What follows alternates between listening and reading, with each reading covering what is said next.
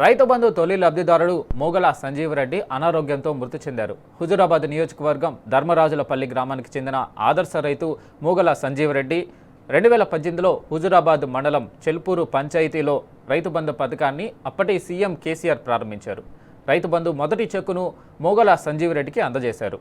రైతులను సంఘటితం చేసి సహకార ధాన్యంలో, ధాన్య ఉత్పత్తిలో, సహకార సంస్థలు నెలకొల్పడంలో సంజీవ్ రెడ్డి ప్రత్యేక చొరవ చూపారు. ధర్మరాజులపల్లిలో రైతులు సహకార సంఘంగా ఏర్పడి విత్తన ఉత్పత్తి సంస్థను విస్తరించారు.